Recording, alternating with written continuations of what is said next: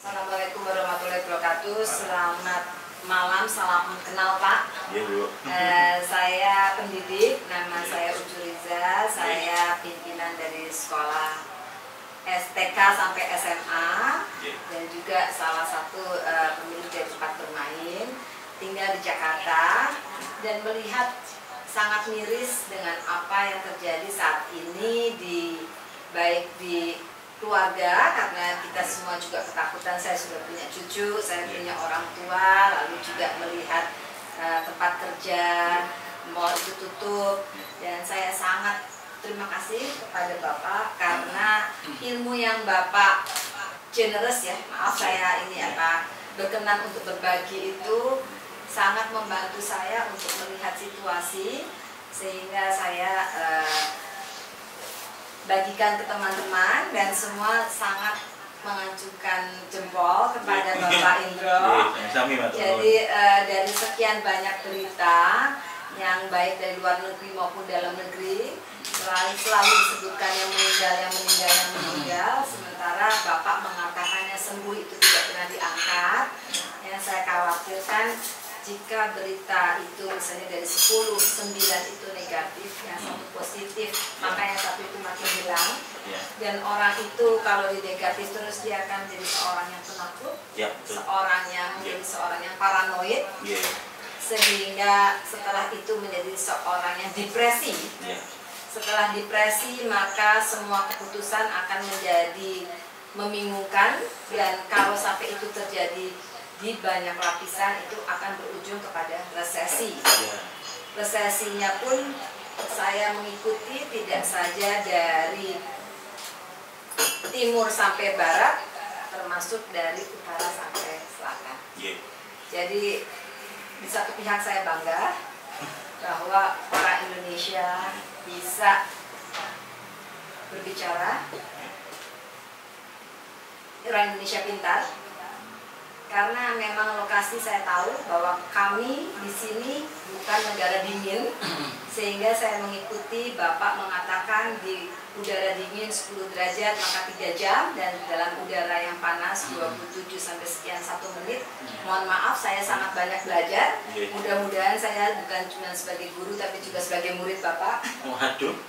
Saya senang sekali karena dengan begitu kita semua juga rajin cuci tangan, rajin berbersih. Jadi Bapak betul-betul seorang pahlawan dalam saat ini. Kiranya Bapak berkenan berbagi apakah virus ataukah corona ataukah COVID langsung, lalu apa yang mungkin saya tidak perlu harus menjelaskan Bapak siapa, karena saya kira siapa yang tidak tahu DRH, MOH, Indro Cahyono saat ini ya sangat mempunyai solusi menurut saya. Mari Bapak silahkan. Jadi kayaknya itu tadi semuanya itu terlalu tinggi Bu. Lawang saya itu ya cuma peneliti biasa itu loh. Jadi prinsip saya itu seperti ini. Jadi ilmu pengetahuan itu bisa berkembang jika disebar ke masyarakat luas. Jika kita memiliki satu keilmuan, kemudian nanti kita simpan sendiri, kita bisa akan tambah, misalnya tampaklah seolah-olah superior gitu dong dibandingkan yang lain. Tapi ilmu kita tidak akan berkembang. Mandek segitu aja. Nah, jika kita punya sedikit ilmu, kemudian kita sebarkan ke masyarakat, maka masyarakat akan ngerti sejajar dengan keilmuan kita, dan kita atau nanti semua masyarakat juga akan berusaha belajar lagi. Itu yang menyebabkan ilmu pengetahuan terus berkembang, itu yang menyebabkan semua manusia terus berkembang, dan kita bisa mengatasi tantangan yang ada di masa depan. Jadi inti dari semuanya adalah sebenarnya jika kita mau belajar, maka kita akan bisa terus berkembang. Dan belajar itu adalah hak semua manusia. Nggak peduli siapapun, semuanya boleh belajar. Ilmu juga begitu. Itu sebabnya mungkin ada berkah sedikit di balik keadaan sekarang, bahwa ternyata memang kita dipaksa jadi belajar. Dan dalam waktu beberapa minggu saya gembira sekali bahwa sekarang semua orang jadi tahu apa itu antibodi, apa itu sel memori, apa itu virus. Pelajaran yang seharusnya memerlukan waktu bertahun-tahun untuk bisa sampai ke situ. Jadi saya bukan siapa-siapa, tapi pada saat semua orang juga ikut belajar, semua orang juga ikut mengerti, saya yang paling gembira karena kita semua jadi sama-sama ngerti dan sama-sama cerdas. Insya Allah Pak ya, ilmu yang bermanfaat itu akan sampai ke akhirat. Lifelong learner, kita akan belajar terus karena zaman berubah dari waktu ke waktu. Sehingga yang apa yang Bapak utarakan itu akan membangkitkan yang namanya SDM, sumber daya manusia, bukan hanya jumlahnya yang banyak, tetapi kualitasnya lebih banyak. Terima kasih. Mohon Bapak silahkan teruskan kembali. Jadi mungkin saya akan bikin cerita sedikit dulu ya, karena biar semuanya juga paham dari awal. Jadi COVID-19 itu kenapa namanya COVID-19? Itu kan dari Corona Virus Disease 2019. Karena ketemunya pertama kali itu kan yang dari kota Wuhan yang di Cina itu, dia mulai menyebar tuh pertama kali itu bulan Desember 2019, makanya jadi COVID 2019. Mungkin kalau ada di negara Italia mereka bilang COVID 20 karena baru masuknya 2020, tapi semuanya sama. Jadi what is COVID-19 asalnya dari situ ya Pak? Ya, Corona Virus Disease 2019. Nah, COVID 2019 ini adalah termasuk dari golongan kelompok Coronaviridae. Coronavirus. Coronavirus tuh virusnya tuh udah ada sejak dulu, sejak dari zaman 200 sebelum Masehi, sebelum ada Yesus itu sudah ada coronavirus, dan itu ada di seluruh dunia, nyebar kemana-mana. Kenapa disebut coronavirus? Karena kalau kita membayangkan virus itu seperti bola, kemudian nanti ada yang duri-durinya, tapi di ujung durinya itu nanti ada bundaran lagi. Nah, kalau bundarannya ada banyak, nanti dilihat dari samping seperti mahkota, crown. Makanya disebut coronavirus, virus yang bentuknya seperti mahkota atau crown. Nah, coronavirus adalah virus yang bentuknya seperti mahkota. Nah, coronavirus ini ada banyak sekali jenisnya. Jadi bentuknya mirip sama semua tuh coronavirus, cuma jenisnya berbeda-beda. Yang membedakan setiap satu jenis itu bisa menempel atau bisa mengakibatkan penyakit, ya betul seperti itu, bisa mengakibatkan penyakit ke satu spesies, Bu. Jadi kalau misalnya ditanya apakah ada coronavirus untuk anjing gitu, ada. Coronavirus untuk kucing ada, ayam ada, kelelawar ada, manusia ada, ikan paus. Untuk ikan paus ada. Jadi masing-masing punya ya? Masing-masing punya. Sesuai dengan kebutuhannya ya? Sesuai dengan, nah kuncinya ada di sini. Namanya reseptor. Nah ini, nanti ada bagian di ujung sini. Di ujung setiap ini, yang namanya protein paling luar. Kalau istilahnya di sana namanya RBD, reseptor binding protein. Dan RBD, reseptor binding protein ini hanya bisa nempel ke reseptor yang cocok. Reseptor itu ada di cantolan untuk virusnya, dan itu ada di di jalur pernapasan atau pencernaan setiap makhluk hidup. Misalnya, jadi coronavirus yang untuk manusia hanya bisa nempel di reseptor manusia. COVID hanya bisa nempel di manusia. Coronavirus di kelelawar, bad coronavirus, hanya bisa nempel di reseptor kelelawar. Nah, jadi kalau misalnya untuk yang sekarang COVID-19 ditanyakan, jika ada yang bertanya, apakah nanti COVID-19 ini bisa menular dari kelelawar ke manusia, betul. Atau dari manusia ke anjing atau kucing? Jawabannya tidak. Tidak ya? Tidak. Jadi menurut penelitian Bapak yang dikatakan bahwa ini datangnya dari kelelawar, itu sebetulnya tidak? Bukan. Jadi gini, setiap coronavirus itu dia ada jenisnya, ada banyak nih. Ada yang buat setiap makhluk sendiri-sendiri. Nah, yang untuk kelelawar dengan yang untuk manusia, dengan yang untuk anjing, dengan yang untuk kucing, bentuknya sama, Bu. Persis seperti ini. Yang membedakan ujungnya. Jadi reseptor binding protein RBD. RBD-nya itu yang untuk kelelawar ya hanya untuk nempel ke kelelawar. Kenapa kok kelelawar menularkan di Wuhan itu?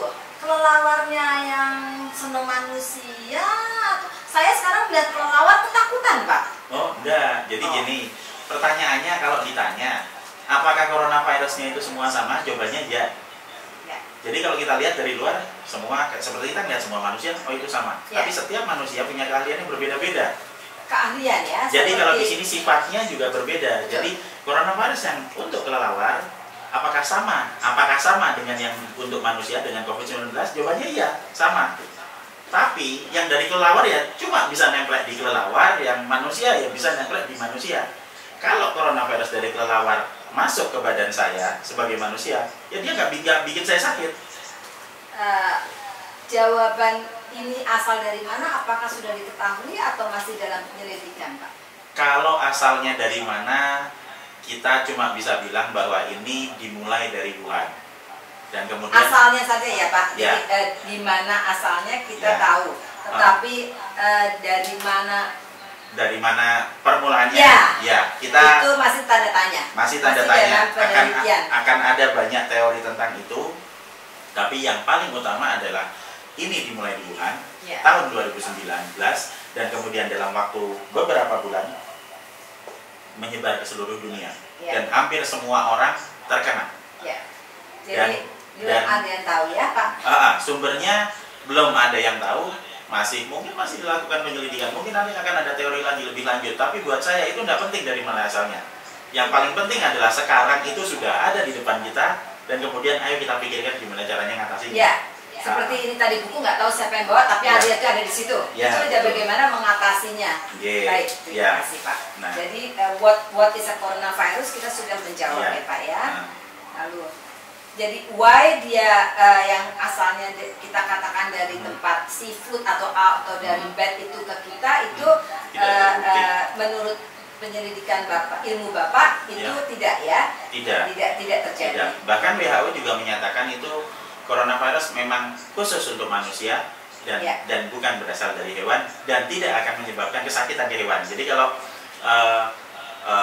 saya sakit gitu, kemudian saya punya anjing di rumah dan kita biasa tidur bersama anjing juga. Nah itu anjing saya tidur di dekat saya. Kalau misalnya pas pada saat misalnya saya sakit kena corona itu terus anjing saya nggak akan tertular. Iya betul. Karena dia tidak ada reseptornya. Jadi virus hanya bisa menyebabkan sakit kalau bisa nempel di reseptornya. Mengerti. Jadi seperti dokter hewan ya Bapak ya. Jadi kalau ada hewan datang ke Bapak nggak kena penyakitnya si hewan itu Bapak ya. Sama dengan kalau Bapak batuk, hewan itu nggak kena batuknya Bapak ya. Karena memang lain jenisnya. Jadi tidak akan saling. Jadi bagi yang mempunyai hewan peliharaan di rumah tidak usah harus takut sampai disiram disinfektan nanti malah dia mati ya Pak ya. Ya dimandiin aja biar bersih, tidak usah pakai disinfektan. Tetapi sesuai dengan normanya ya tapi begitu ya. Sehingga haunya lalu penyebaran ini sendiri Pak, kalau memang kita lihat ada satu lalu begitu sampai mendunia, apakah itu karena orang ini sekarang traveling kemana-mana, ataukah memang satu ini ada di mana-mana, sehingga memang sudah ditaruh ada di sini, di situ, di situ, atau bagaimana menurut Pak? Jadi waktu pertama kali saya belajar virologi dulu sekali waktu saya masih muda itu saya dikasih tahu dulu virus itu menular lewat angin dan udara. Nah kemudian saya mencoba untuk datang ke beberapa lokasi wabah. Terus saya mencoba melihat bahkan di beberapa lokasi wabah yang berdekatan pada saat anginnya bertiup, itu belum tentu di daerah satu wilayah itu bisa menulari ke wilayah lainnya. Dan kemudian kita mencoba melihat lagi, terus kenapa virus ini bisa menyebar dari satu lokasi ke lokasi lain? Ternyata adalah bahwa virus ini menyebar lebih cepat dan lebih banyak. Itu karena faktor lalu lintas manusia. Jadi misalnya, bukan hanya masalah COVID ini ya. Misalnya saya datang ke satu lokasi wabah misalnya.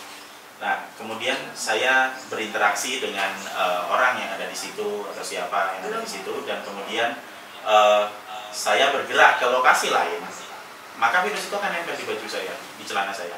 Dan pada saat saya pindah ke sana, maka itu nanti akan ikut nulari, mencemari lingkungan sana. Nah, sekarang kita tahu bahwa COVID-19 ini penularannya lewat 2 jalur yang utama. Yang pertama droplet itu.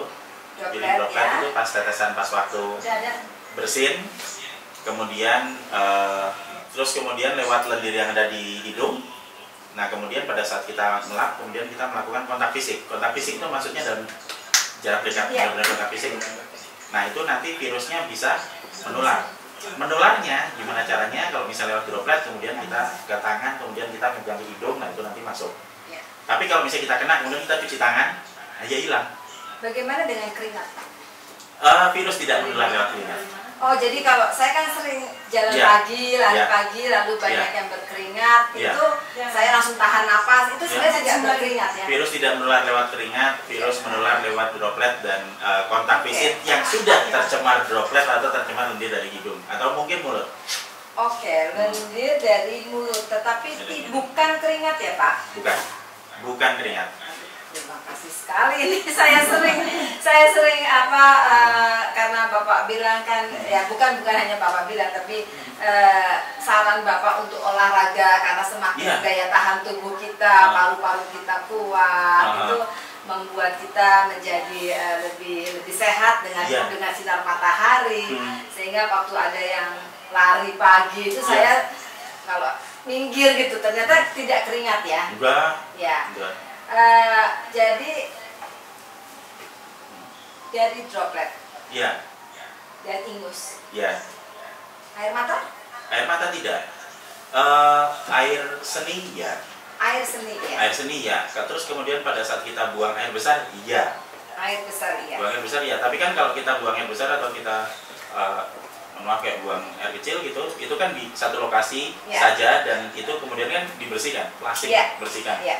Ya, makanya itu sekarang mungkin hampir tidak dijadikan parameter juga karena kita hidupannya dan sanitasinya juga lebih bersih seperti 40 tahun. Ya mungkin akan lebih waspada lah untuk misalnya. Supaya tidak sembarangan gitu.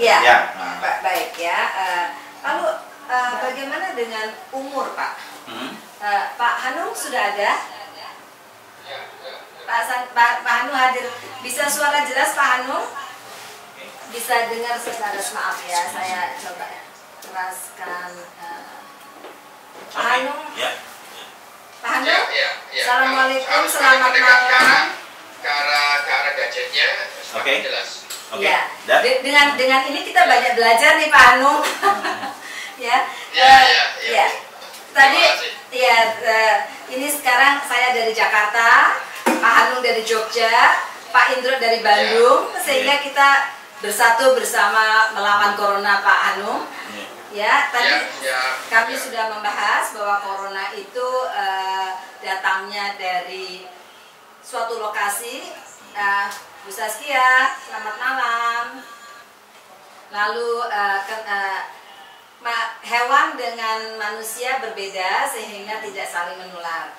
Lalu ini Pak Indro Cahyono. Saya suka pakai Indra, tapi karena orang Jawa, monggo loh Pak Hanung ya, bahasa Jawaku belepotan ya, maklum ya. Ya monggo jadi mari Ibu Saskia sama Pak Hanung yang punya anak kecil, yang juga berkreativitas sampai takut ya masuk sekolah ya, saya dengar ya.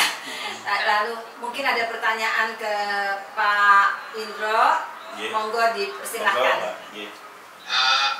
Begini Pak, memang yang membuat kita ketakutan itu kan karena virus corona itu langsung dianggap sebagai sebuah virus yang mematikan. Terus kemudian apalagi saya posisinya pernah punya, saya dan anak-anak saya itu penderita asma bronkitis. Asma bronkitis. Dan kita pernah punya riwayat masuk rumah sakit barengan. Jadi anak, istri, dan 4 anak saya itu masuk rumah sakit barengan. Itu yang membuat pada akhirnya saya mengungsikan anak saya. Sebulan sebelum corona, 4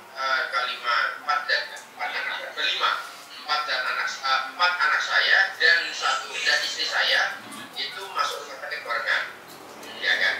Nah, selama 3 hari. Terus kemudian saya dan anak-anak saya punya riwayat asma bronkitis. Saya asma bronkitis, jadi kalau ada dan alergi. Jadi ketika ada virus yang kemudian menyerang pernafasan, maka kemudian saya akan dengan serta-merta mengisolasikan diri saya, menjauhkan anak-anak saya dari segala macam kontak dengan siapapun, ya termasuk dengan teman-teman di sekolahnya. Gitu. Itu sebetulnya alasan saya kenapa saya tidak mengizinkan anak-anak saya masuk sekolah, karena akan kontak dengan orang-orang dan itu. Nah, pertanyaan saya, apakah tindakan saya ini berlebihan, gitu kan? Maka kemudian kami meminta penjelasan ke Dokter Indro. Indro. Indro. Mohon maaf, sebelumnya saya mau tanya, tadi jenengan bilang sebelum ada wabah corona itu berarti kira-kira bulan Maret itu ya, bulan Maret awal itu. Sebelum itulah jenengan pernah Februari jenengan pernah sekeluarga sakit semua, kemudian sampai harus nginep ke rumah sakit semua berlima ya kalau tidak salah itu. Itu kira-kira bulan apa, Pak? Berlima sama mbaknya 2, tapi mbaknya nggak sakit kan? Sakit 7 jadi sakit semua. Dan dokter nggak ada yang tahu itu sakit apa. Nah saya mau tanya itu kapan? Februari awal, oke. Lah terus wabah corona di tempat kita diumumkan kapan? Februari akhir ya. Februari akhir. Oke. Terus pertanyaan saya kedua, pas pada saat jenengan ada di rumah sakit selama beberapa hari, yang jenengan rasakan tuh apa pas pada saat itu? Apakah demam? Semuanya panas tinggi, badannya lemes luar biasa, batuk pilek. Ya, oke. Jadi saya mau cerita sedikit dulu. Jadi mungkin jenengan juga sering dengar mengenai penjelasan bahwa di dalam badan kita ada yang namanya sel memori yang bisa mengeluarkan antibodi gitu. Oke, saya coba ceritakan dari awal. Jadi kalau misalnya seseorang kena penyakit, misalnya saya kena penyakit virus, maka saya akan kena, kemudian saya akan mengalami sakit karena virusnya masuk ke dalam tubuh toh. Saya pertama kali biasanya nanti respon pertama itu akan jadi batuk, opo bersin, ya kan, yang masuk lewat hidung ini toh, terus kemudian jadi pilek, tambah masuk ke dalam jadi agak susah nelan, kemudian masuk sampai ke dalam, kemudian nanti kita akan mengalami radang dan kemudian demam. Tapi ini hanya terjadi di hari pertama sampai hari ke-7.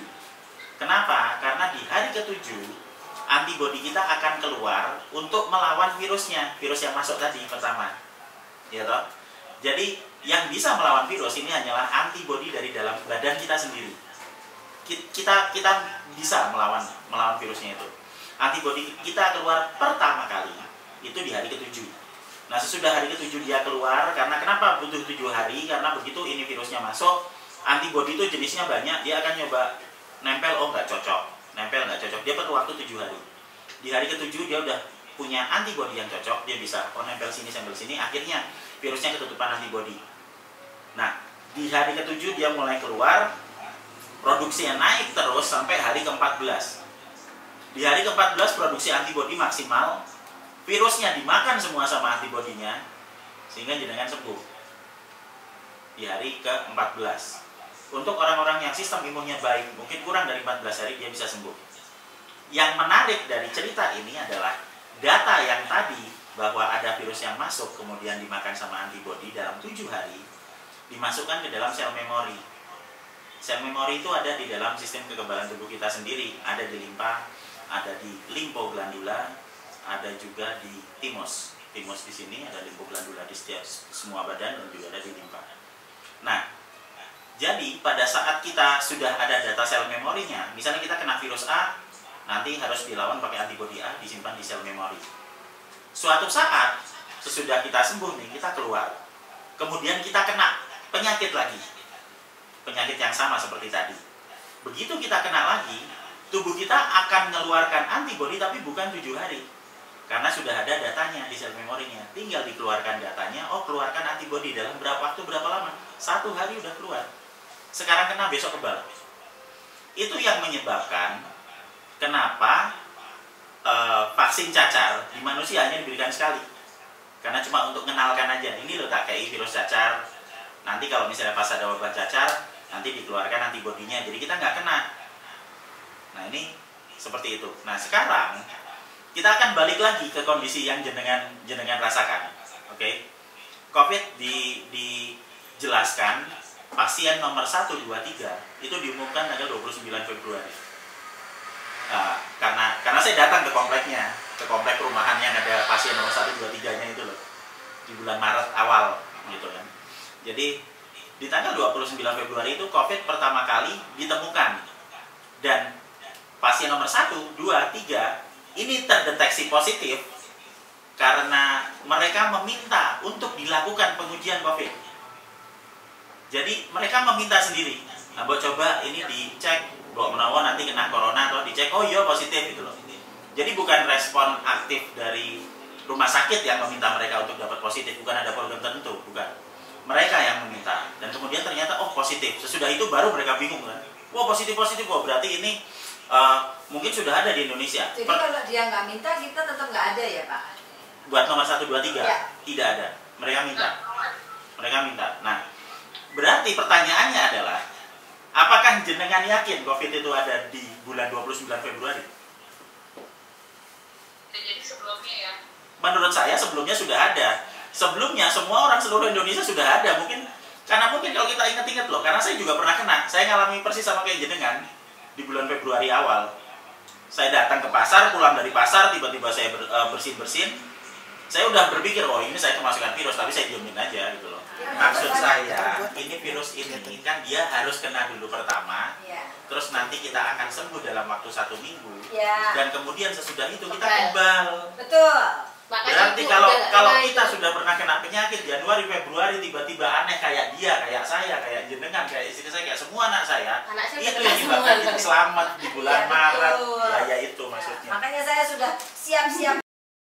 Jadi kalau ada apa-apa kena lagi, biar tidak parah gitu loh Pak. Malah saya parah karena udah ada sebelumnya. Iya, jadi saya sekarang lama-lama, oh ini anget-anget, banyakin ini sembuh. Awalnya sih benar-benar kenapa ya gitu kan ya. Jadi memang sama saya kalau cerita dulu waktu anak saya kecil itu, saya kan baru anak saya itu sering pilek, batuk, saya pergi ke dokter, terus saya tanya, wah gimana ya supaya anak saya ini nggak sakit-sakit. Ya udah keremanya di kamar, nggak bisa keluar-keluar. Kalau keluar ketemu orang ya kena, tapi lama-lama kan itu biasanya TK. Nanti begitu dia setelah balita dia makin kuat, makin kuat. Jadi ya akhirnya kuat gitu loh Pak ya. Jadi itu yang saya pikir influenza adalah seperti itu. Iya, sifat semua virus itu persis seperti itu.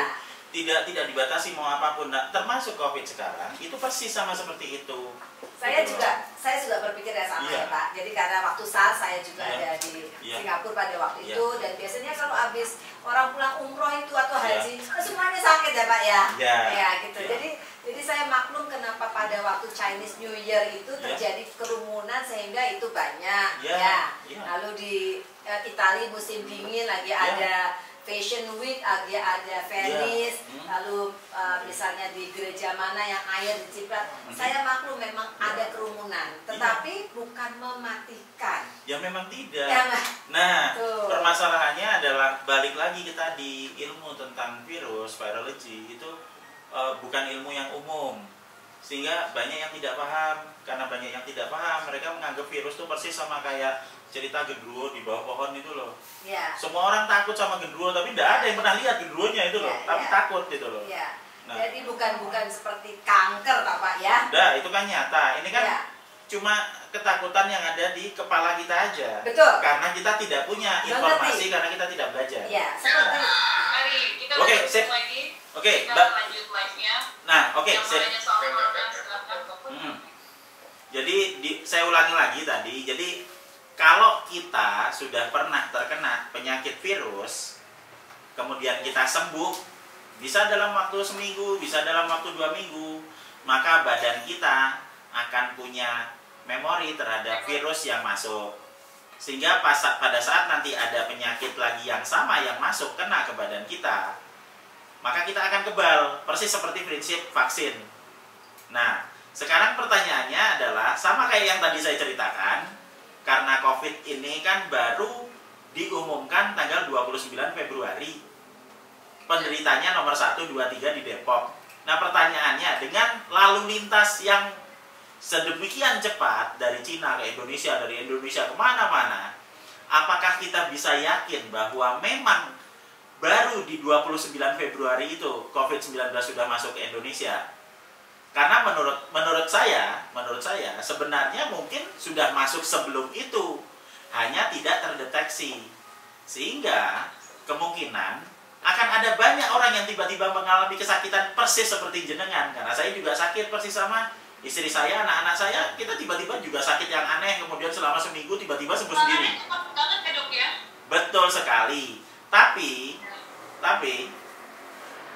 sisi baiknya adalah begitu kita sudah pernah kena, kemudian kita sembuh dalam waktu 1 minggu, maka berarti pada saat kita ada di bulan ini dan sedang ada wabah, maka kita kebal. Ya betul, kita kebal. Itu sebabnya saya tidak punya masalah. Setelah saya sakit parah, kemudian selama seminggu dan kemudian saya sembuh, kemudian saya datang ke komplek perumahan di Depok itu, di mana tempat pasien positif pertama ada tuh itu. Saya datang ke sana, kemudian kita menceritakan persis hal yang sama seperti ini ke warga di sana dan mereka bisa lebih tenang. Jadi kalau menurut saya dengan kejadian yang jenengan alami kemarin di awal Februari, lah itu sudah berkah buat jenengan, karena berarti jenengan sudah pernah kena dan sudah ada sel memorinya, berarti jenengan sudah kebal semuanya. Iya doang yang ketularan tadi. Belum ketularan? Oh ya nggak apa-apa. Nggak apa-apa, nanti lama-lama ketularan kok. Aku juga curiga sih dok, aku merasa kayaknya corona itu kemarin, karena kita tertularnya 7 orang dalam waktu berdekatan selama 7 hari dan diagnosis dokter pas kita keluar fever unknown. Jadi tetap fever unknown, nggak tahu apa. Betul, iya. Karena pada saat awal Februari kita belum punya primer PCR yang bisa dipakai untuk deteksi virus corona, sehingga nggak akan pernah terdeteksi. Itu loh. Tapi menurut saya kita semua sudah pernah kena, dan sebenarnya kita semua tidak punya masalah sekarang. Kita yang sudah pernah kena kemarin terus ada lagi gitu, yaitu kita sudah kebal. Sebenarnya apa sih yang membedakan demam sebelum Maret, awal Maret ya, demam sebelum Maret dan demam sesudah Maret, yang bedakan apa? Ketakutan. Iya. Sebelum Maret kena demam, bahkan jenengan sampai nginep selama 7 orang selama beberapa hari, dan sebelah itu pada bahagia semua, tidak ada apa-apa. Nggak sampai pergi. Sementara sesudah bulan Maret, ya kan, sekarang kita baru batuk sedikit, kayaknya besok nanti mau mati lah gitu. Benar. Lah iya, yang bedakan cuma sekarang banyak yang meninggal dong dengan pernafasan yang jadi berat. Oke, sekarang saya tanya lagi balik sebenarnya. Kira-kira pada saat bulan Januari, Februari, apa yang tidak ada yang meninggal tiap hari kena penyakit pernapasan? Negara Indonesia itu negara ketiga terbesar sedunia untuk menderita TBC loh ya. Maksudnya apa sih yang membedakan yang meninggal sebelum Maret sama meninggal sudah Maret? Kalau meninggal sudah Maret semuanya jadi kena corona itu loh. Kalau sebelum Maret meninggal, oh ya udah nggak apa-apa, biasa. Ngomongnya supaya mati lah. Jadi sebenarnya gini, coronavirus dilihat dari sifatnya itu bukan virus yang sekarang kena kemudian besok meninggal, tidak. Death rate-nya, fatality rate-nya itu 3%. Itu pun untuk kelompok dengan resiko tinggi. Misalnya ya kan, lansia yang lansia banget gitu kan, ya kan.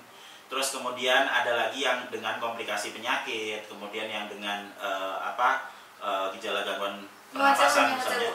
Saya punya ibu udah 85. Tapi beliau itu senang lari pagi, senang panas. Itu minum cukup, istirahat cukup. Insya Allah nggak apa-apa ya Pak? Ya selama nanti tubuhnya masih bisa mengembangkan antibodi dengan cukup ya nggak masalah. Tetap dengan matahari, jadi jangan diumpetin gitu. Gimana menurut Bapak? Jadi yang utama yang melawan virus itu kan masalahnya antibodinya. Yang meninggal itu yang tidak punya kemampuan untuk mengembangkan antibodi. Nah, antibodi bisa dikembangkan bagaimana Pak? Ya, Bisa Pak. beli di mana antibodi itu? Ya nggak bisa dibeli, antibodi ya dikeluarkan dari badan kita sendiri kalau kita sehat, terus kita bisa sistem di tubuh kita berjalan normal dan sehat, ya nanti akan keluar sendiri, udah gitu aja. Hidup sehat, Iya. tidur cukup, makan cukup, vitamin cukup, Iya. semuanya. Jadi lifestyle ya Pak, hidup Iya. sehat itu yang harus diterapkan. Ya, Dan betul. bersih. Ya, dan vitamin E. Nah, Vitamin vitamin E itu akan meningkatkan antibodi 2-3 kali lipat lebih banyak daripada produksi normal. Kalau itu saya udah pernah teliti. Vitamin E Iya. yang ada di makanan apa saja Pak? Kalau vitamin E ya ada di brokoli, ada di toge kecambah itu banyak. Di daun Jadi kelor ada. sayur-sayuran. Enggak, cuma 3 itu yang banyak. Cuman brokoli, kecambah, dan daun Daun kelor. Iya. Jadi selama itu kita konsumsi Jambu. Biji bunga matahari ono, tapi biji bunga matahari sunflower itu. Iya, Tapi itu iya. susah mungkin carinya ya. ya. Kira-kira itu seminggu berapa kali? Harus setiap hari makan kecambah, besok brokoli, atau dosis apa yang bisa? Kalau saran saya sih, kalau misalnya masih selama wabah gitu ya udah makan aja sebutir sehari. Istri saya minum sebutir sehari. Saya datang di banyak. Sebutir itu maksudnya vitamin Oh. atau vitamin apa? Vitamin E apa? Iya, saya beli vitamin E yang di ini Yang di mana aja? nyebutnya nggak apa-apa ya. Ya. Saya di Indomaret tuh. Iya. Ya, Oh, itu itu. aja. Jadi dosis berapa? 100, 500 ribu? Lah disitulah ada di kemasannya kan Iya. ada petunjuknya tuh. Iya. Lah yuk ikuti itu aja gampang. Oke. Nah, Ya Pak. ya saya cuma makan. Maksudnya saya datang di banyak lokasi wabah dan ini bukan wabah pertama saya COVID, dan saya masih bisa nyambung hidup itu karena tiap hari minumnya vitamin E sama vitamin C itu sebutir sehari, udah itu toh. C. Iya. C juga. Jadi 2 Iya. E dan C. Iya. Apakah air harus 8 gelas dengan madu dan lain sebagainya? Ya, kalau air ya biasa lah, maksudnya ya secukupnya. Kalau mau minum banyak ya enggak apa-apa, tapi nanti jadi sering ke toilet itu. Terus kalau jadi gini, vitamin E akan mempercepat pembentukan produksi sel-sel yang istilahnya apa ya? Meristematik. Meristematik sel-sel yang perlu diperbarui. Jadi misalnya pertama sel kulit. Sel kulit itu kan suka mati terus nanti diperbarui toh. Ya. Makanya kalau kita pakai vitamin E, sel kulitnya nanti akan selalu baru. Makanya ada yang bilang itu untuk supaya kulitnya bagus, supaya Kayak muda. Saskia ya Pak? Ya kayak gitu. Saya soalnya yang kelihatan di sini Mas Anom aja sih. Jadi kemudian kayak misalnya untuk kita sering dengar juga. Nyun sewu. Nggih. Jadi vitamin E itu selain untuk kulit, Iya. juga daya tahan kita terhadap virus. Iya. Jadi bukan cuma sampai di luar, tetapi di dalam badan juga. Iya. Jadi untuk pembentukan semua sel yang perlu diperbarui, sel kulit, kemudian sel sperma, sel telur, sehingga kita sering pakai vitamin E untuk kesuburan itu. Ya. Kemudian sel hati, Ya. sel hati juga. Kemudian dan terakhir untuk produksi sel antibodi. Nah, pada saat produksinya banyak dan dipercepat, ya kan, maka tubuh nanti akan mengeluarkan oksigen atau radikal bebas. Sama seperti kalau misalnya mobil itu nanti di knalpotnya ada asapnya itu loh. Ya. Itu loh. Lah, radikal bebas sama oksidan itu nanti bisa dikurangi pakai vitamin C.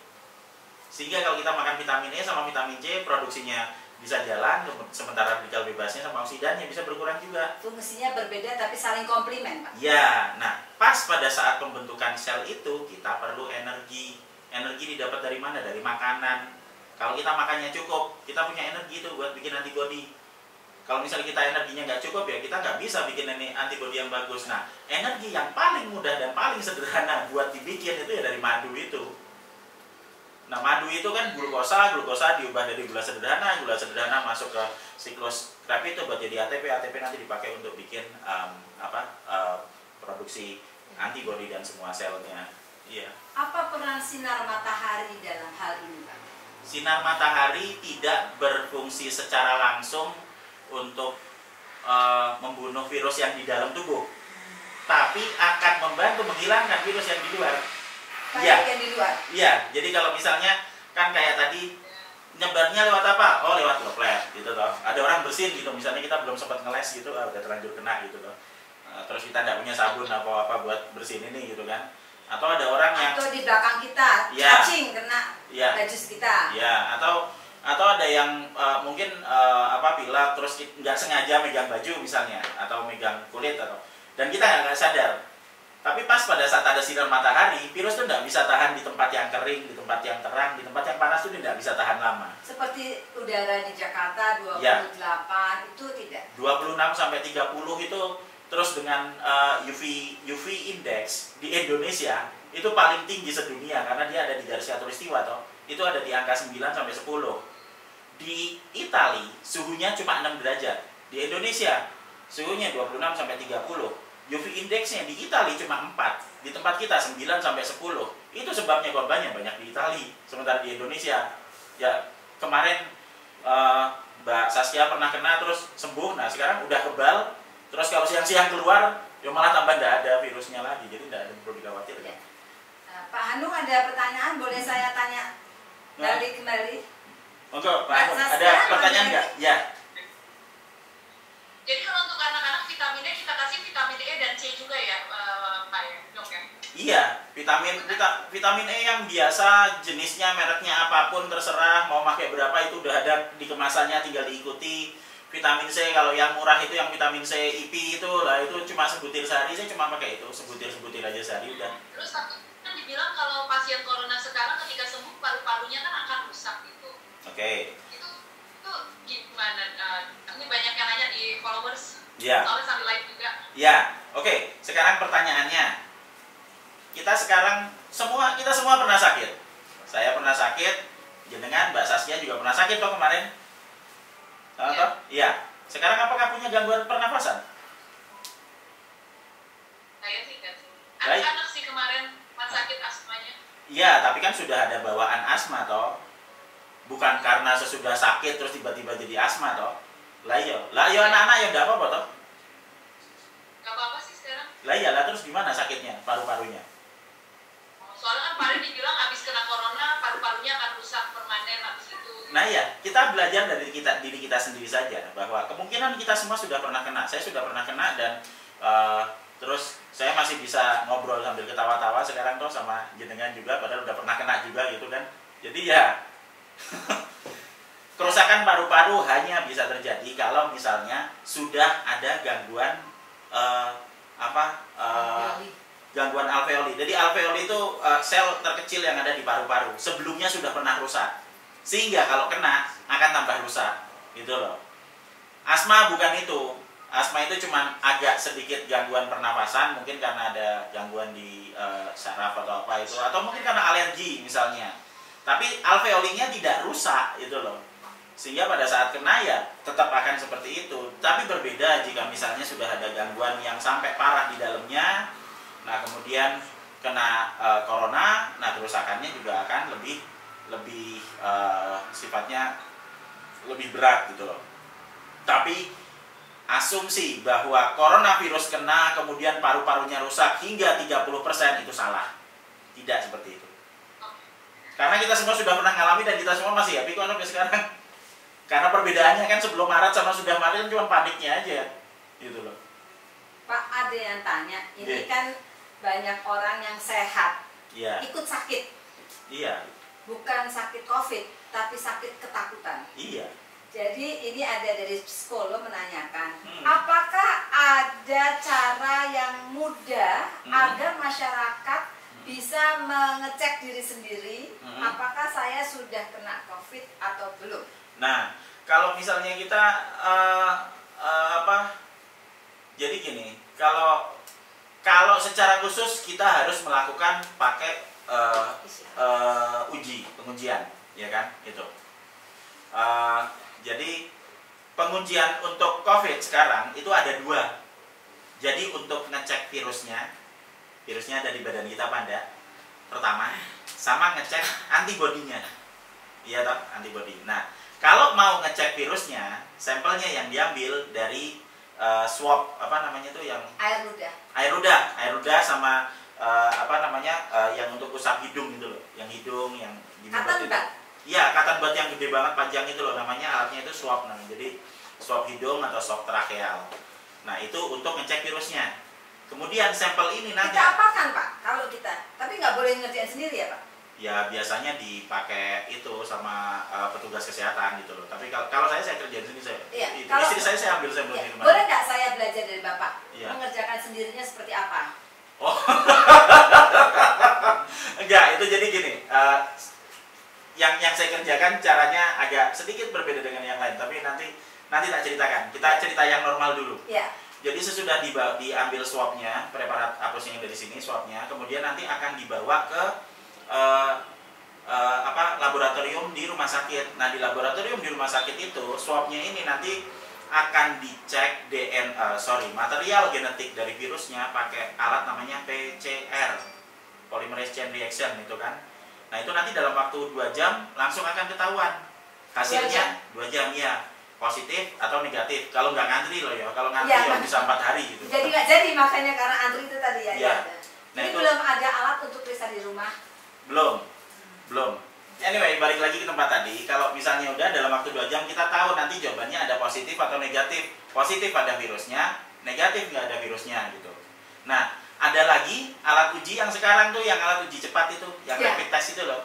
Nah, itu nanti diambil darahnya. Aduh, itu lebih susah lagi. Saya nggak berani ngerjain sendiri. Lah iya. Ya, saya nggak berani Bu. Itu nanti diambil darahnya, lah terus nanti darahnya dipisah, diambil serumnya. Nanti dicek dalam waktu 15 menit akan ketahuan. Tapi yang ketahuan di situ bukan virusnya, tapi antibodinya. Oh, kalau antibodinya lemah maka itu menjadi negatif. Ya, kalau antibodinya negatif berarti orangnya lemah. Tapi kalau antibodinya positif malah bagus. Jadi kita harus baca hasil tesnya itu, kita harus tanya. Tesnya tes virus apa tes antibodi. Sampelnya yang diambil, sampel yang dari swab usap hidung atau mulut itu atau ludah, atau yang dari darah. Karena kalau yang antibodi, kalau positif bagus, antibodinya tinggi.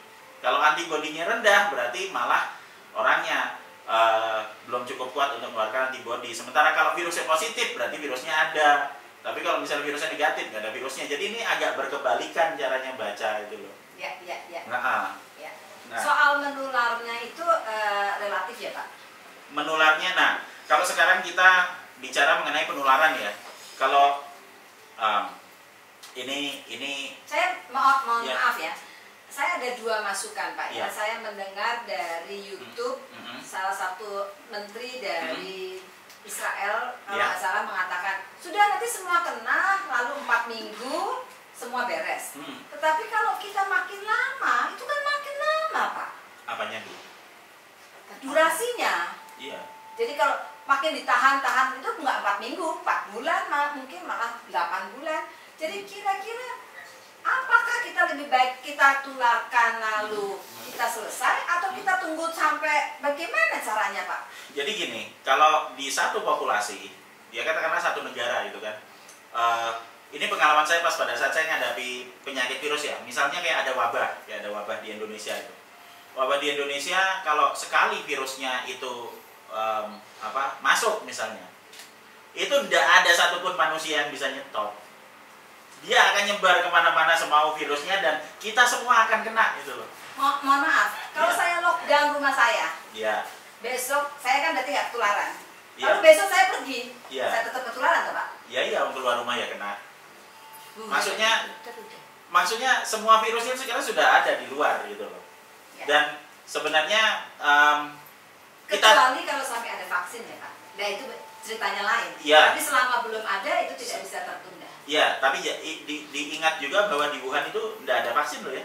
Iya, tetapi dan mereka semua sembuh loh. Nah, itu apa rahasianya Pak? Nah ya itu antibodinya tadi yang misalnya dikasih vitamin yang masih juga. Soalnya dia ilmunya tinggi Pak, pinter kali Pak, bukan? Ada kemungkinan nggak bahwa suatu negara itu maju bisa menanggulangi karena dia tingkat pendidikannya tinggi, sementara yang kita tingkat pendidikannya atas hal tersebut kurang tinggi, jadi Bapak harus berbagi ilmu banyak supaya kita lebih cepat. Tips Bapak untuk Indonesia apa? Kalau saya sih, kalau misalnya tips untuk Indonesia itu harusnya saya dioperasi plastik. Kenapa Pak? Karena kalau misalnya wajah saya dibikin kayak bule, terus rambutnya dibikin kuning-kuning, terus saya ngomong di Inggris-Inggrisin, semua orang percaya sama saya itu loh. Sama kayak WHO ngomong, sama kayak dokter, profesor siapa yang ngomong, tapi begitu dia keluar terus saya ngomong, lah iki maneh. Lah mosok lah iya ngomongnya ngono kan. Sama kalau Pak Hanu ngomong, nah ya itu kalau maksudnya. Bapak belum tentu setuju, makanya karena memang apa jenenge? Kita bisa bikin percobaan sosial sederhana, ya kan? Misalnya nanti Mbak Zasya saya di kelompok ngomong dulu. Mulai lu percaya mbakane aku sing ngomong.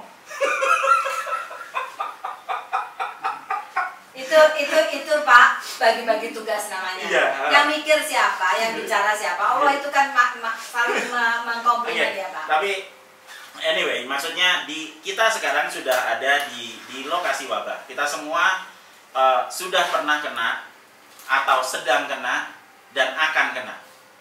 Dan penyakit ini tidak semengerikan seperti yang diberitakan di banyak media gitu loh. Karena mungkin sebenarnya kita sendiri sudah pernah mengalami, hanya kita tidak sadar kalau kita sudah kena.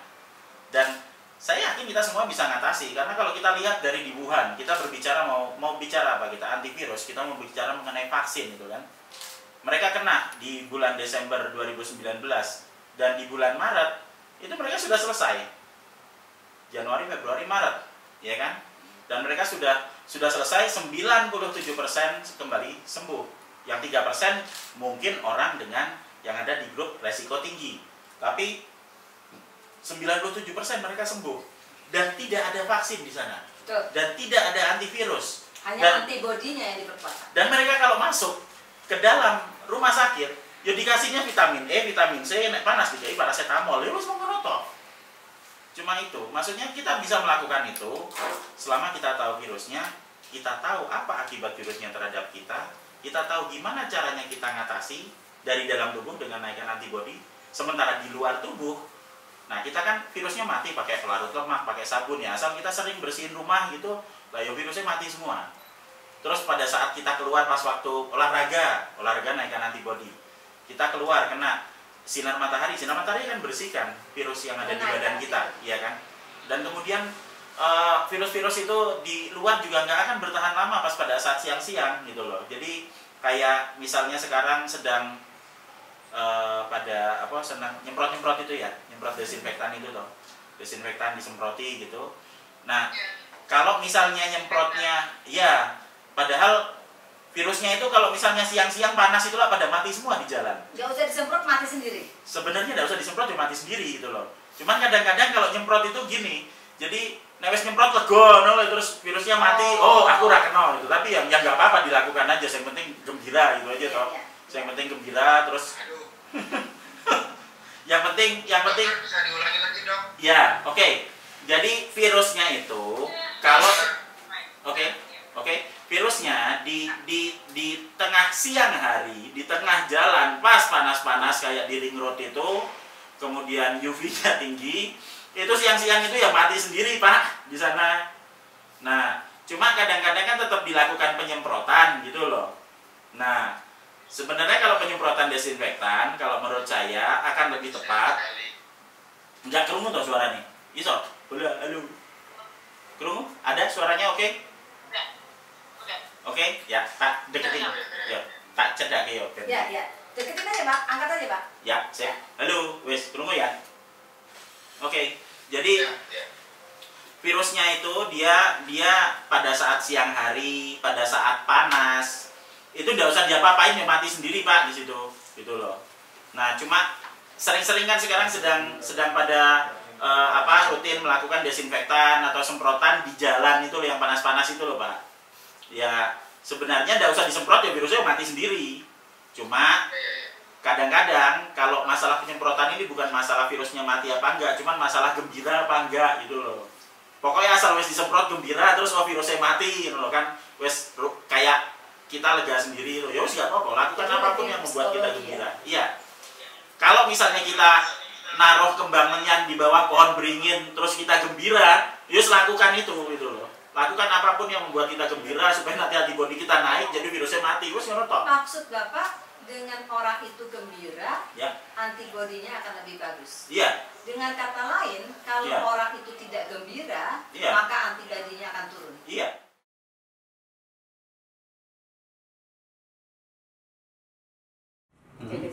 apa itu kan kalau sholat itu kan kita harus saling pundak ke pundak, atau kita baiknya jaga jarak, atau baiknya masjidnya ditutup supaya nggak datang, atau kita katakan di depan yang sakit jangan masuk, atau kita cek temperaturnya baru boleh masuk. Apa kira-kira supaya ibadah kita ini masjid tetap kita gembirakan, hari Jumat juga tetap jalan? Kalau saya itu begini, jadi kita kembali lagi ke bagaimana caranya kita bisa mengenali orang yang sakit sama enggak. Kita akan kesulitan untuk ngomong satu orang ini sakit atau enggak, tapi kita bisa menimbulkan kesadaran ke orang-orang bahwa kalau sakit boyo gak usah keluar itu loh, di rumah saja. Jadi kalau misalnya masalah beribadah di mana nanti kita akan mengharuskan kita untuk berada dalam jarak dekat, ya kan? Yang pertama kali dilakukan harus diingat bahwa kalau sakit ya jangan datang ke tempat umum. Kenapa? Karena nanti akan punya potensi membuat menyebarkan penyakit ke orang lain. Jadi gimana ya, di rumah aja. Wes mangan sing genah, tidur yang genah itu, habis itu makan vitamin, nanti minggu depan wes mari kalau udah sembuh gitu ya. Ya keluar lagi ya enggak apa-apa. Nah, terus itu pertama untuk meminimalisir resiko yang pertama, sama kayak tadi yang di kelas itu. Sama, ya saya juga berpikir hampir sama seperti yang di kelas. Terus buat di rumah ibadah gimana? Ayo sering dibersihin, jangan cuma pas hari Jumat tok itu loh. Nah sekarang kalau nanti bersihin masjid tiap hari Jumat tok, itu aja mungkin nanti tiap Jumat sebulan sekali, ya bener nih pada sakit semua kan. Gitu. Nah yang saya khawatirkan itu kan di karpet ya Pak ya. Karpet itu kan mungkin gelap, habis itu masjidnya ditutup, lalu dingin pula. Apakah sebaiknya tidak pakai karpet atau gimana baiknya? Kalau untuk masa sekarang tidak pakai karpet akan lebih bagus. Tidak pakai tes. Karena akan lebih mudah ngepel. Membersihkan ya. Ya, ngepel lantai itu lebih mudah daripada nyikat atau pembersihan karpet.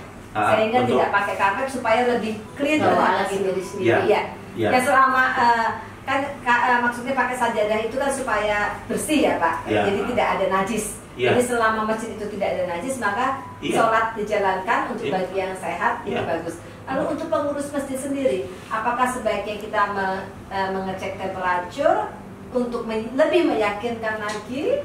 Nah gini, masalah beribadah ini kan masalah personal, Bu.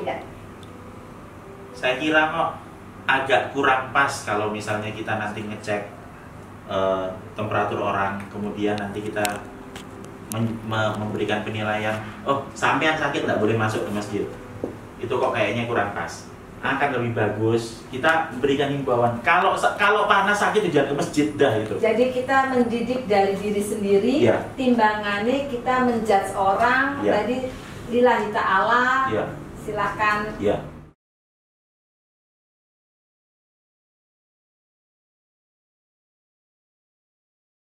Begitu Pak Hanu, karena ini sudah jam 8, Bapak sudah kerja dari pagi, saya juga sudah dari pagi, mungkin saya akan terus belajar, kita lifelong learning, terus belajar. Jadi lalu anak-anak sekolah nih Pak ya, anak-anak ini kan Ibu Saskia punya anak 3, lalu mau ketemu temennya juga takut, tetapi secara menurut saya sebagai guru, mereka juga senang bermain sama temennya.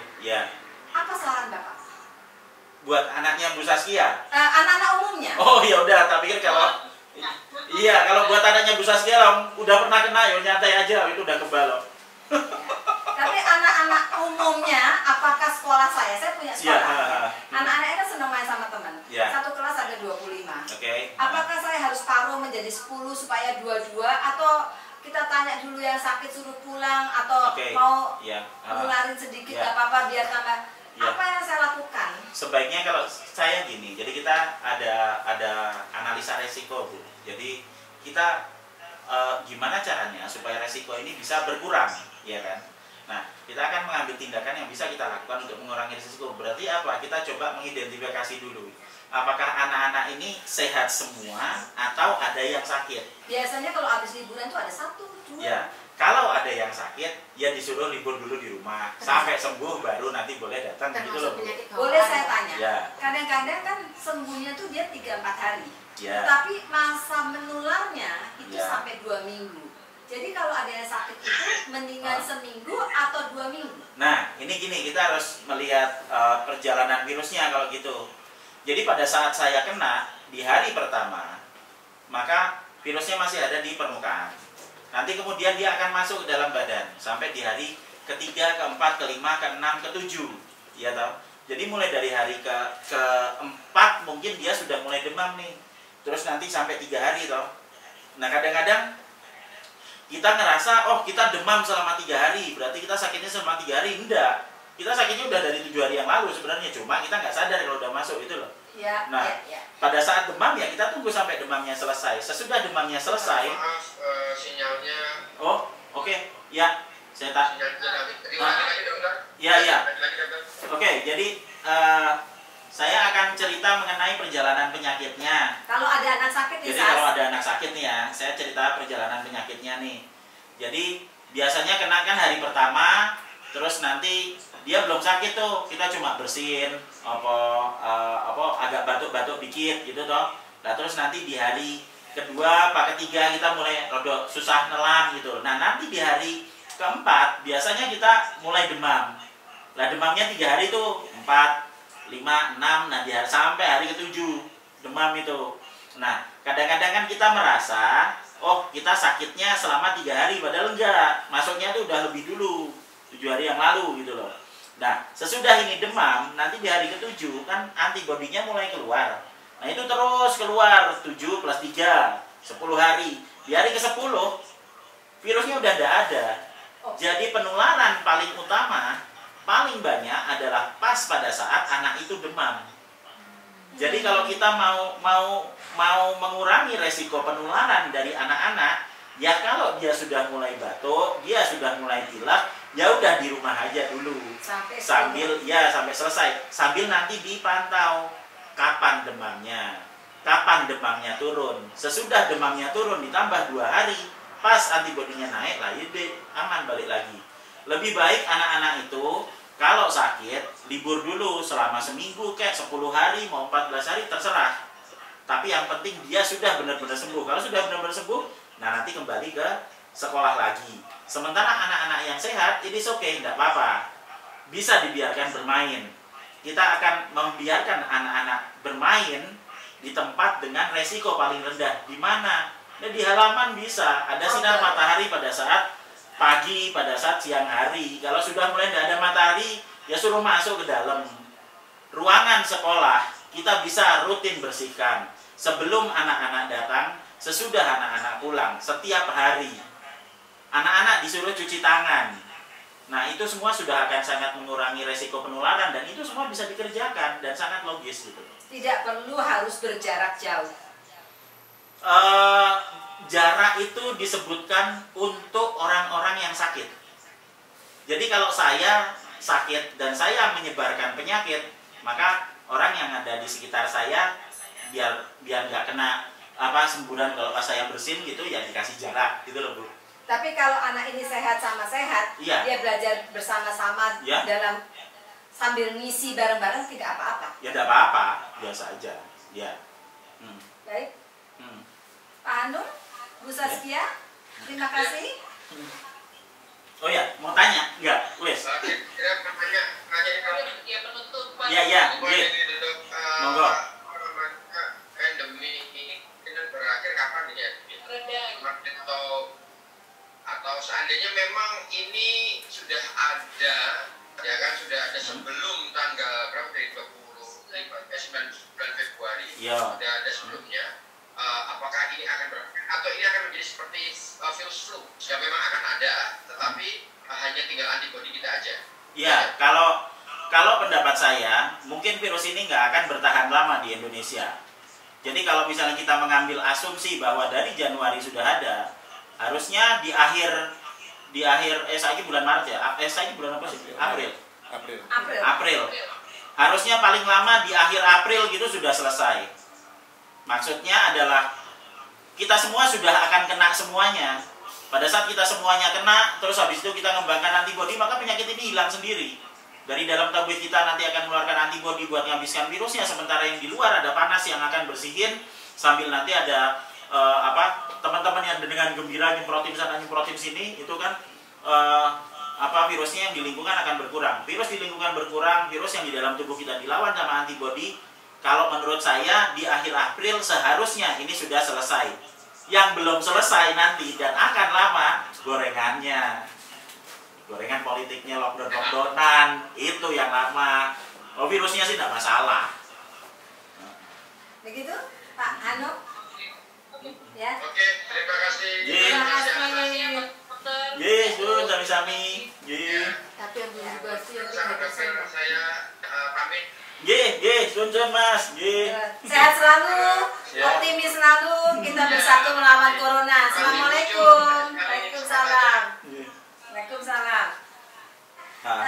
Menurut Bapak yang 3% itu 3% dari apa ya? Ini misalnya tulisan ini 3% penduduk Indonesia itu berapa, lalu apakah dari penduduk Indonesia mana ya? Jadi 3% di sini bukan 3% dari penduduk Indonesia, Bu. Oh. 3% itu adalah 3% dari yang sakit. Oh, 3% dari yang sakit. Yang sakit ya. Ya, jadi kalau misalnya yang sakit itu ada 3% kemungkinan meninggal. 3% kalau kita ngelihat dari yang kita nggak ngerti meninggal apa enggak lah. Maksudnya itu high risk. Oke. Resiko. Jadi kelompok berisiko tinggi itu ada di 3%. Ya. Gitu loh. Sementara yang sakit ini adalah menjadi yang sakitnya 100%. 100%. Jadi kalau misalnya ada yang sakit 100%, resiko tertinggi ini 3%. resiko tertinggi ada di 3%. Bukan 3% dari yang sakit, tapi dari total. Dari yang positif. Dari yang sakit positif. Oh, dari yang sakit ya? Ya. Dari yang sakit. Ya? Jadi kita akan bagi dari satu populasi akan ada yang negatif, akan ada yang positif, ya toh? Ya. Nah, yang positif ini kan 100%. Nah, dari 100% kalau kita berkaca dari yang di Wuhan, 97% akan kena sama seperti tadi Mbak Saskia, sama seperti saya, sama seperti jenengan. Kita akan kena dan kita akan sembuh.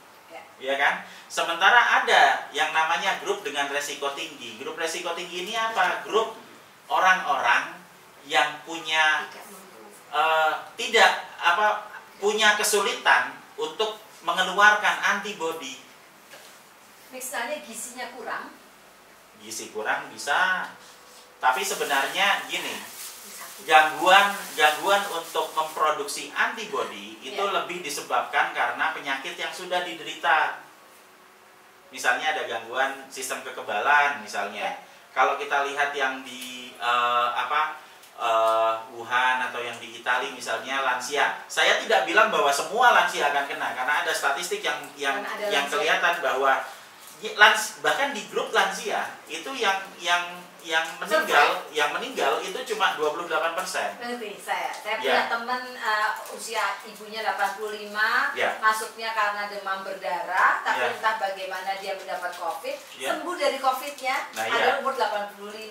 Tapi beliau sering jalan pagi dengan di GBK dengan saya. Jadi itu salah satu antibodinya. Iya, lah persis seperti Ibu jenengan itu loh yang sering jalan pagi itu sangat bermanfaat.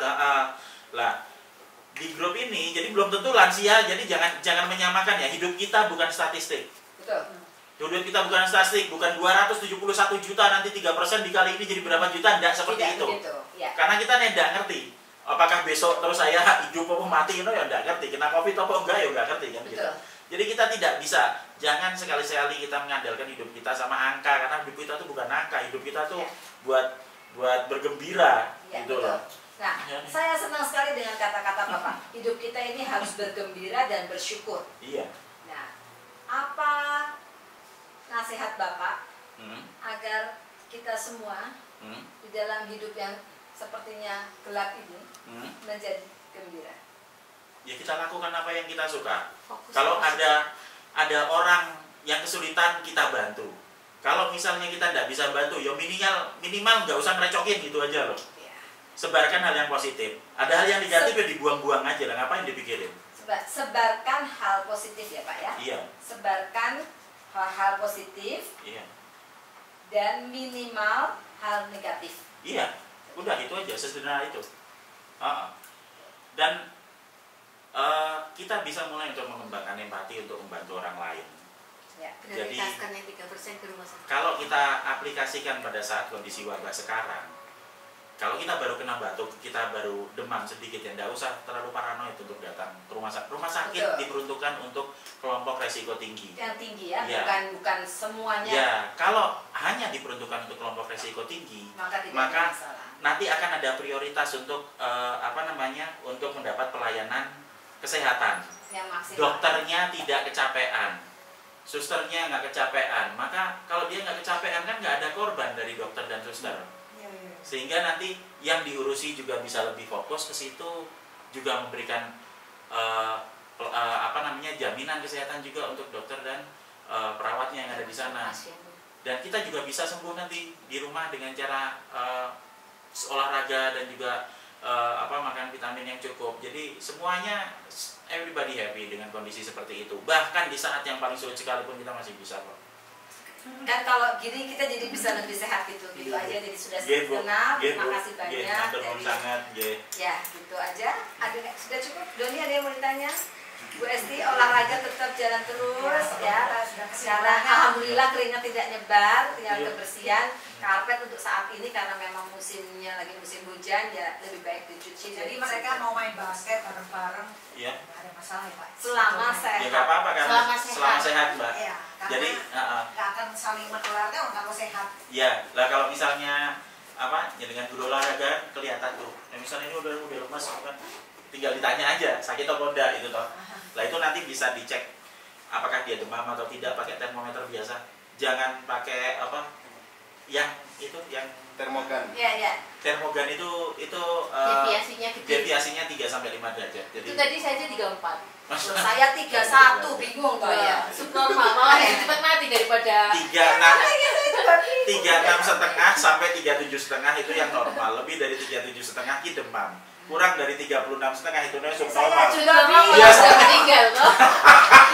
Padahal kalau secara teori kedokteran subnormal lebih susah Terus dia lihat dulu kamu berdarah dingin. Saya binatang apa berdarah dingin jadi? Kalau di kedokteran kan kalau subnormal lebih bahaya. Iya, gimana ya? Daripada demam. Jadi yo buat biar gembira lah, biar gembira di tembak-tembak ya udah apa-apa, tapi lebih bagus kalau kita nyiapkan termometer yang itu loh, yang buat dikempet itu loh Mbak. Iya, itu lebih ini ya. Sebarkan hal positif ya kan, kurangi hal negatif. Terus kalau yang saya ulang-ulang selalu buat prinsip saya itu jadi logika selalu akan mengalahkan kepanikan. Kemudian pengetahuan akan mengalahkan ketakutan. Belajar sama-sama, positif sama-sama, maka kita akan selamat semuanya. Belajar. Tingkatkan kebaikan, kecilkan kejelekan. Maka insya Allah kita semua akan sehat walafiat dan selalu bersyukur pada Allah Subhanahu Wa Taala. Amin. Begitu? Ya. Terima kasih sekali lagi. Mohon maaf kalau kita mengganggu waktu kerja Bapak. Oh enggak Bu.